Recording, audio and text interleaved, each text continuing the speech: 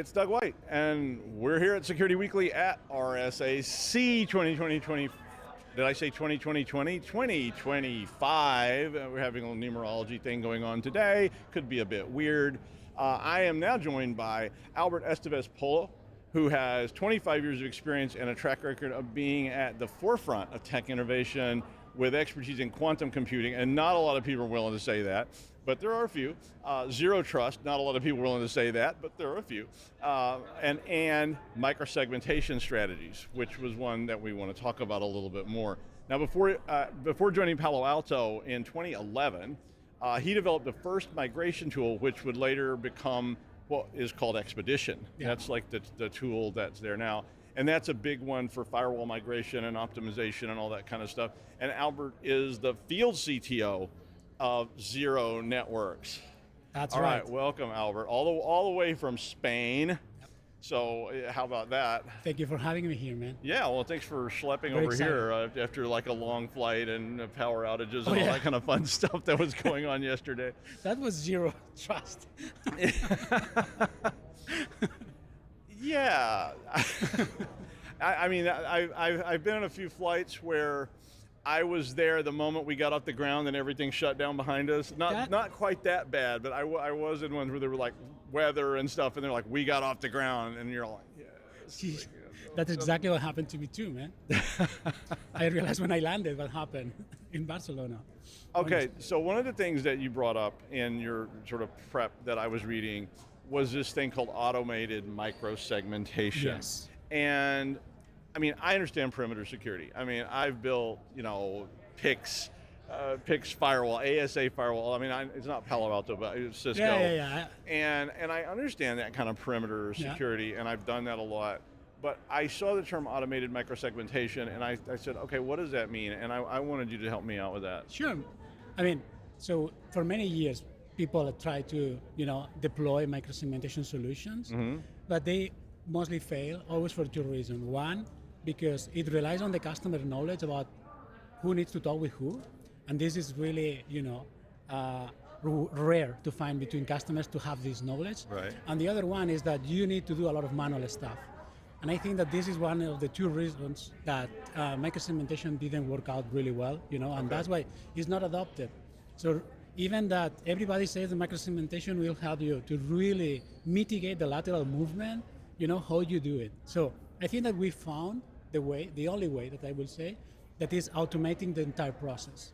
So when we arrive to a network, the first thing that we do is classify all the endpoints that we are going to protect automatically. So we identify all the services, the processes, the operating system, everything which is inside the asset that you want to protect.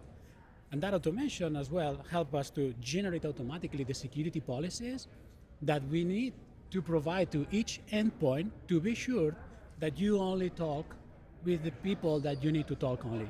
Or for servers, tie the connectivity between only those two servers or whatever the servers they are. And to do that, we focus a lot in the inbound traffic, because the inbound traffic is not infinite, right? Outbound, you can go internet to do whatever you want. If I try to generate security policies to allow you every specific outbound connection, it's going to be a nightmare. It's going to be an endless job. Okay. If you focus in the inbound, it's easier. So it's easy to protect you, by generating security policies automatically, and then getting rid of all the privileged ports. So all the SSH RDP, that we call it a ransomware deployment protocol, try to get rid of them and block them at the host level. Okay.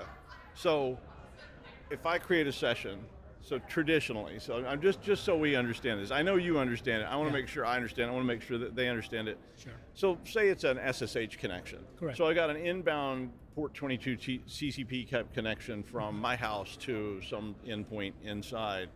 How does that microsegment? I mean, so what is? I mean, obviously, I know how to do that on a firewall. So I can put ACL rule in that says allow port 22 TCP. Yes. But that's not microsegmentation. No. So and this is a perfect example because SSH for us is a privileged port. Okay, it's a port that if you take ownership, you utilize it, you will get ownership of the machine that you are connecting, right?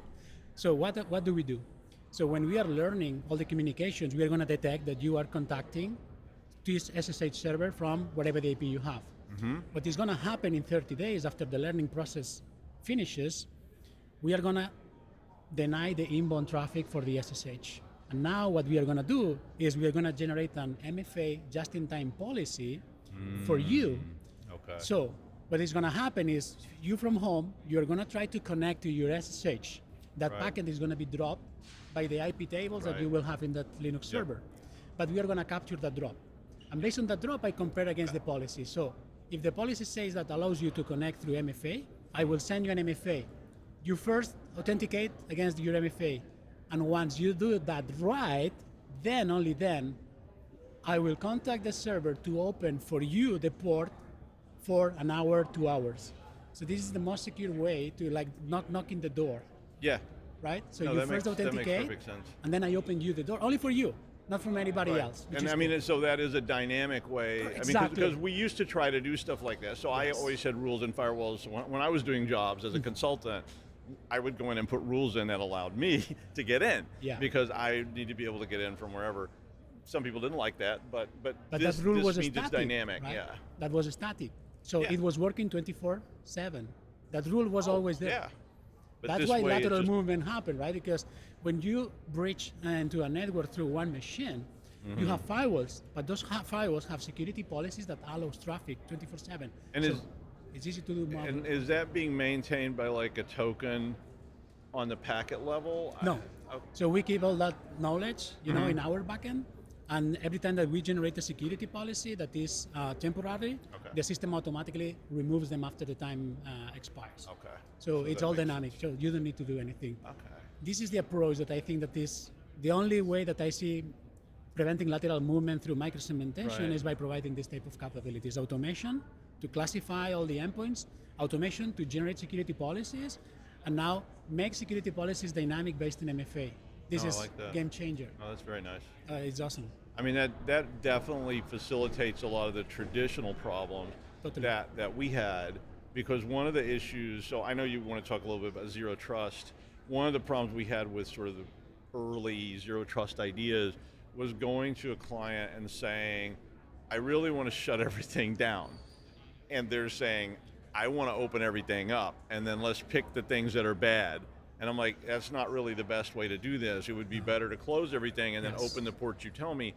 And that was really difficult to do, especially for production hard. systems. Yes. But so how does this work to facilitate that? So we have then an engine, that is provided by knowledge experts. And Okay. every time that we detect new communications, new services, we already know for a lot of them what are the security policies that we need to put in place. Okay. So this speeds up the generation of the policies based on the expertise that we collected from many years of working with networks. So, if you have a cluster of Active Directories, you know which ports you need to enable Right. between them in order to work, Absolutely. right? So we use this engine to generate and speed up the generation of security policies, which is really, a differentiator. So I would feed that in from day one to your engine, and then your engine's going to build that dynamic security Correct. policy into it. That's in my Palo Alto like workspace control system, or where does that sit? Our solution, what it does is orchestrates firewalls that they are already deployed in the customer network. So we don't need to deploy anything. Like if Okay, you, so that's standalone. So it's okay. agentless. It's Okay. totally agentless. So it's frictionless for deployment and even for testing because you have already all the technology in place. So if it's a Windows machine, we are going to utilize the Windows firewall. If you have Linux machines, we are going to utilize the IP tables. So it's something that you already have in place. And the only thing that we are going to do is automate the whole process and orchestrate it like anybody did before. Do you think that AI coming into the sort of attack space, which we're starting to see, this should help resist that, because the AI is always trying to find that snaky, where are there open ports, are there places for lateral movement? So that actually would be kind of stopped, I guess. I mean, So what we think is the best approach following zero trust frameworks is least privilege approach, right? So try to close everything down, only open when it's needed, and if the port that you're trying to connect is privileged, first do an MFA in order to be open for you. Right. If you do this, it's really hard for an AI system to try to find out a way to find a shortcut because now nobody trusts in anybody. All the inbounds are Everything's, closed, yeah. you know. So it's really hard to someone to try to do lateral movement, even with using whatever they want. Yeah, And because all the ports are closed. something even weirder that we did, we extended now network segmentation to identity segmentation as well. So we can even tell that your administrators, they cannot log onto your servers. So if someone steals your credentials, they will not able to log onto the server because now the system is denying the access. Okay. And then what we do is we offer a mechanism through an MFA. So if you authenticate through an MFA, then I will add you to allow you to connect to that server. So imagine how we are reducing the attack surface. So now the port is closed, and you require MFA to get visibility of the port, and at the same time, I can add you, in the logon to do the login. But first, you need to prove that you are you. So this is the best example of least privilege, applied to the real world. Of course. And I mean, there's still an identity management problem there, but the MFA is helping to leverage all that against it. Yeah. Yes. What kind of MFA is that using? So we integrate with any SAML solution out So there. whatever, yeah. So whatever. Okay. So even we have customers that they develop their own. And as soon as it's SAML too, we can integrate with any. So when people want to implement this, what's that path look like going from? I mean, some of this is just zero trust, but I mean, when you start with, like, say, a mid-sized company, and you say we want to go from right now we're doing Doug's model of I open port 22 and allow traffic to something like this, and say we have Palo Alto. I mean, I know that's part of your background. So what's that sort of process like? I mean. So usually it doesn't matter what is the vendor that you have, even that we have a really cool integration with Palo Alto. Well, yeah, the hardware wouldn't matter, I guess, yeah. So because at the end of the day, because we are in the endpoint, learning from the endpoint perspective, the traffic needs to be allowed everywhere in order that the communication happening, right, from endpoint to endpoint. So we can learn and then generate the security policies to be applied at the endpoint level. So now that you are shrinking the security policy at the host level, whatever the policy is in between is like less risky, because what we've seen in the field, the customers, they don't do a really good job by generating security policies, even less when it's in the same segment, which is nobody is applying security policies. So just to get some steps. So the one of the first steps would be to just develop your commitment to zero trust. So Yes. I mean, this is how I do it. You got to convince me you're committed to this. Then we develop security policy that sits there, that this is going to be, what do we know we want to do, and how do we control those users' access and so forth.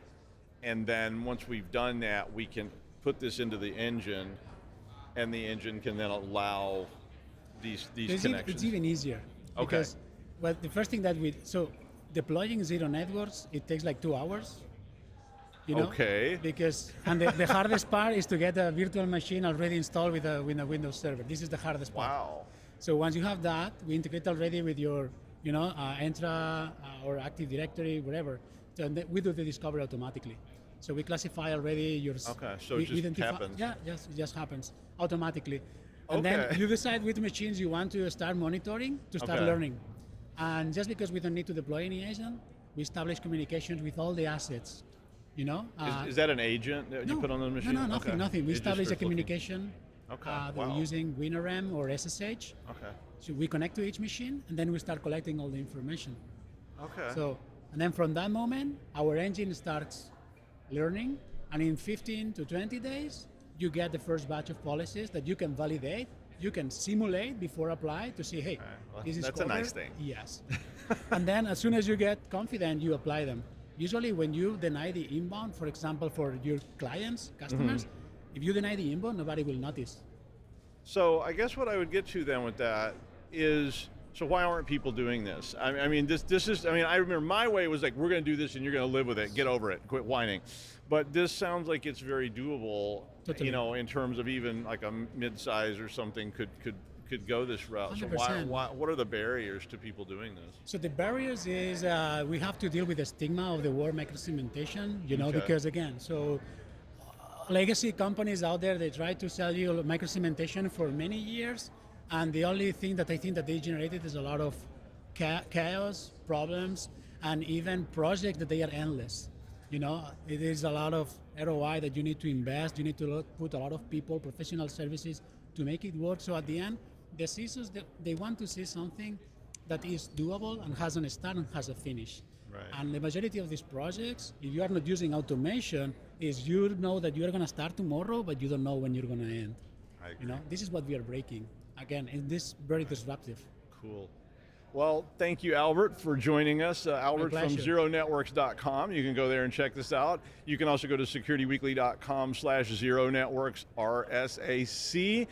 Thanks for joining us. Keep hanging around. We got more content to come. Thank you, Albert. Thank you. Hey, thank you.